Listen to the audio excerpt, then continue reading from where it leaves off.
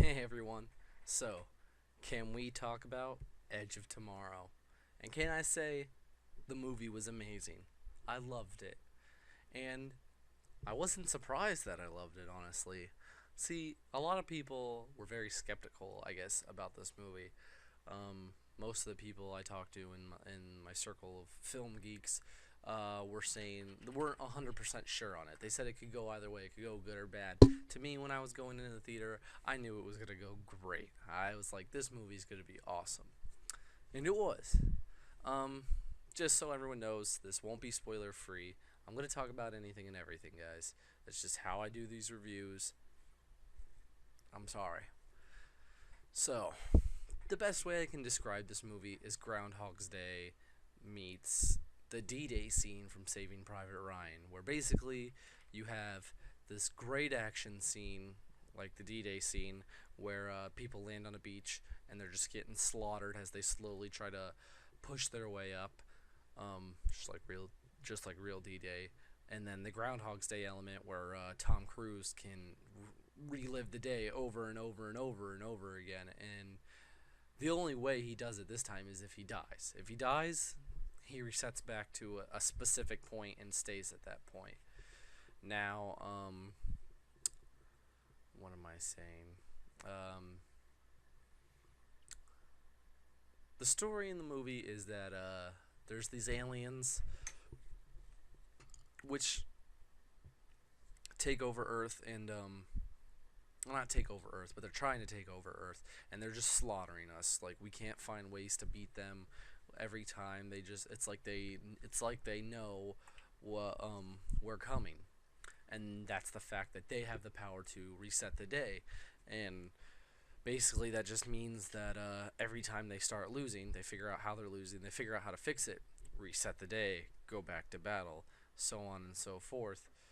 Um, so they just know, like, okay, this is what's gonna happen. The humans are gonna come here, blah blah blah, and then somehow Tom Cruise gets this power. Well, you know how.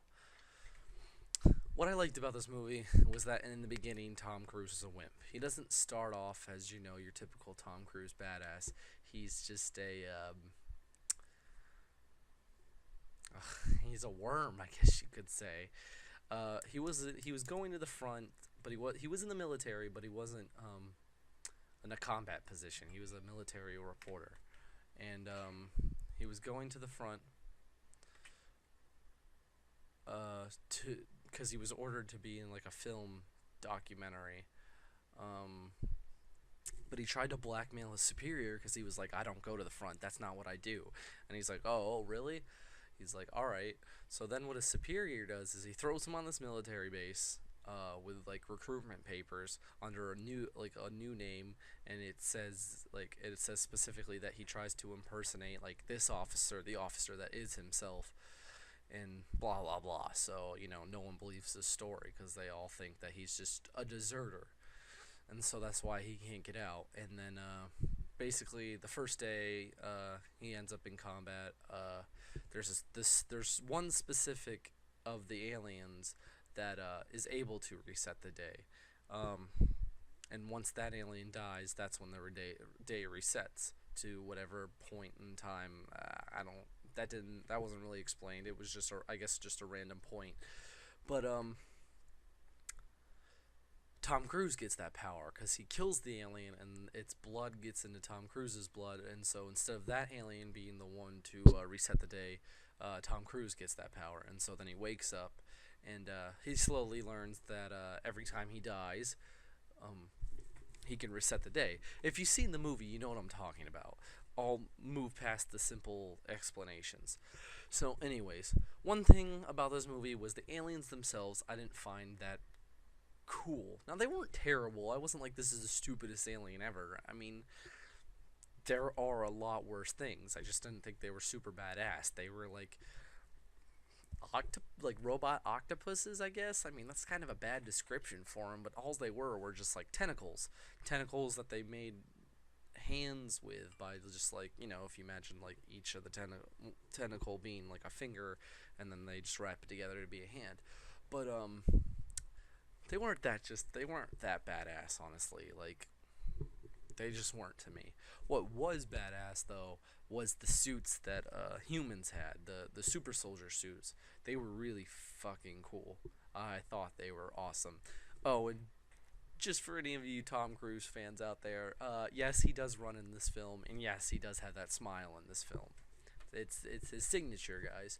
But no, the super soldier suits were really awesome. Now, the aliens being not super cool, that didn't ruin the movie for me at all. I was just like, they're whatever. But the storyline itself was just fucking great.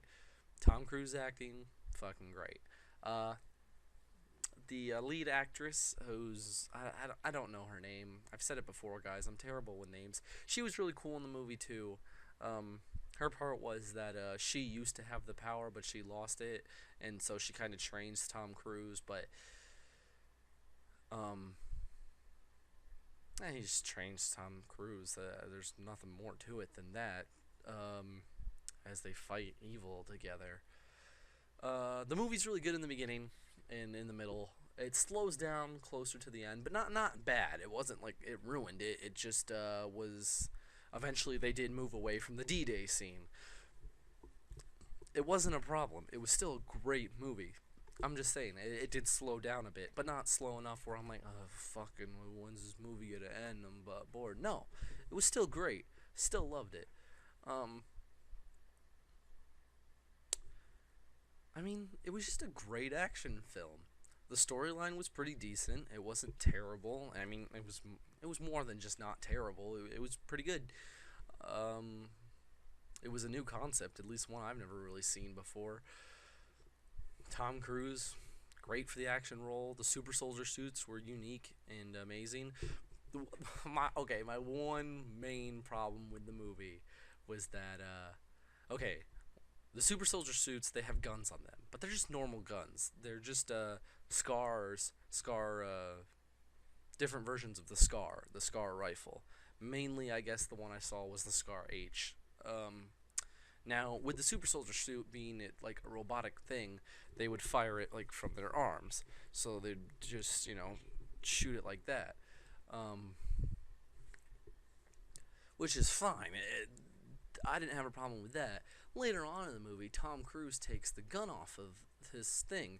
Now, the only problem was the gun didn't have a stock. Okay. If you don't know much about guns, firing a gun without a stock and trying to hit your target is almost impossible.